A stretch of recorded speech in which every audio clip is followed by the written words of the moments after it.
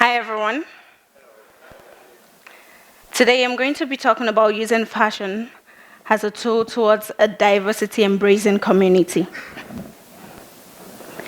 There are lessons to be learned from nature, like how balance is maintained, our circadian rhythm, yin and yang, and our dependability on day and night, as well as the burden of plants upon seed planting. And there are also lessons to be learned from art, like music, dance, painting, fashion, which my talk will be centered upon. These are all tools of expression. Art communicates our feelings in a way that is understandable across different languages, across different race, culture, or even color. And fashion in itself, I believe, is an expression of our faith, is an expression of our beliefs, our imaginations, our wealth, our status, our identity. My name is Titilayomi Aboluwoye, and I believe that we can tap into the world of fashion to create a world that is more diversity embracing. So growing up as a little child, I used to follow my mom around to this party. She literally used to drag us along. And if you're Nigerian, you understand this party. They're like, oh, I'm bare, where you just had to go. And every time we went for these parties, I wasn't really interested because they were for adults. But there was something that really fascinated me, and that was their outfits. At these parties, usually one particular fabric was given to everybody, and we were all expected to come out in different outfits. And so you see people from different places, different tribes, all wearing the same particular fabric, but in different patterns, different designs. And to me, it was like a mini Paris fashion show, basically. I was so excited.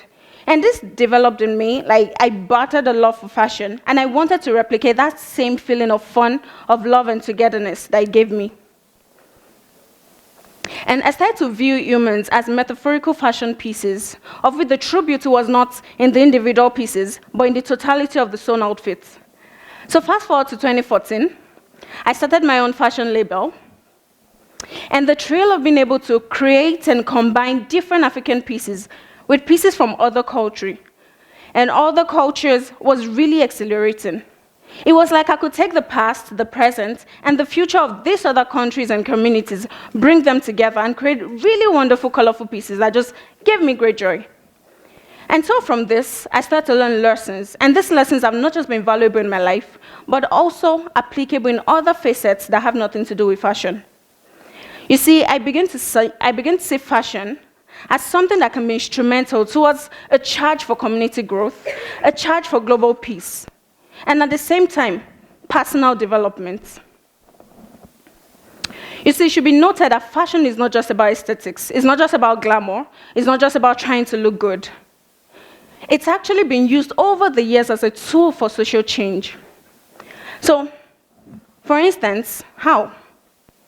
In 2007, a 24-year-old model called Ollie Henderson started this movement called House of Riot, where she used fashion as a drive for political awareness and a drive for social change. How? She encouraged youth to tackle the problems that they were facing, using fashion as their means of expression. And not just our other TED Talks as well, they've also used fashion as means of encouraging social change, and at the same time, personal development.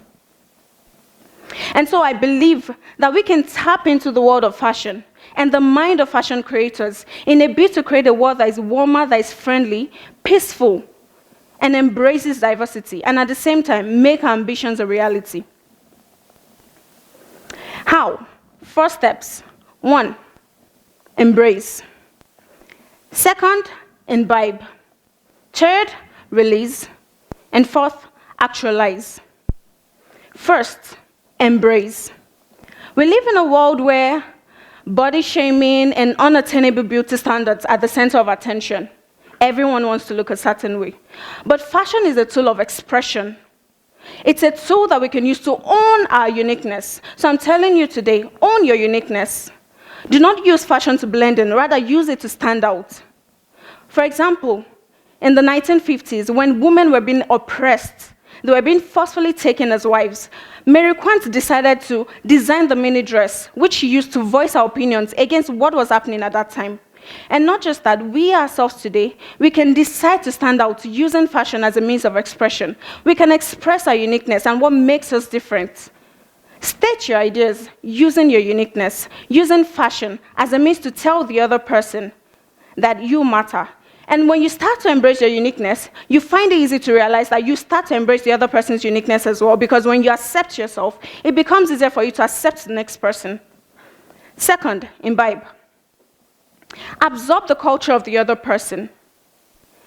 So you see, there was a time when I sewed for an Asian lady, and then I added bits and pieces of African pieces, and she so much loved it. It was like she developed this curiosity about the African culture, and she was like, what is it about? Can I tell her more? The food, the clothes, the people, the patterns on the outfit, what do they mean? And I was so happy to tell her about it. And I realized that through fashion, we can learn the culture of the other person. For instance, we know the jeans and the denim is originated from the Western culture. But the truth is, the Western man will not see me putting on the jeans and ask me to take it off for cultural appropriation. And so also, I would love to see someone else from a different culture or race wearing my African attire. So also, fashion is a means to be able to embrace the other person. And once you've embraced the other person, you start to imbibe, you start to absorb what they have. Let there be a communal participation. It's not just about trying to acquire knowledge, but actually learning about the other person, going way beyond the first level, but instead taking the next step towards learning about the person, participating in what they're interested in. Third, release. So on my right hand here, we have the crude design of a sketch. And on my other hand, we have the finished product. And basically, this is how the mind of every fashion designer works. First, it starts with an imagination. And from there, you develop a drive towards wanting to see that imagination coming to life.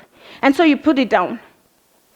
And so I want to tell you today that if you have that imagination towards creating a diversity-embracing community, you have to release the love, you have to release the positivity, you have to bring out everything that you feel you want to see. Do not keep it as an imagination in your head. Instead, take the next step towards making sure that what you have in your head is brought out. Not just that, if you notice, the outfit requires different pieces and bits. So it starts from the sleeve to the neckline to each and every part. And this part all works together towards creating that finished product, which is the sewn outfit. And so each and every one of us, no matter how little or insignificant it may seem, the small amount of love that you will show, the small amount of positivity you show, is what will actually bring every one of us together to create that kind of world that is peaceful and that accepts our differences. So take the step towards bridging the gap with the other person by releasing everything you have inside you. And not just that, if you look at your goals and your ambitions as well, you need to bring out that imagination and take it in such a way that you can release it and then bring it to the final finished product. Finally, actualize. We need to see the world as a runway, and you and I, are models. Every designer, after creating their fashion, the next step is to take it out to the world.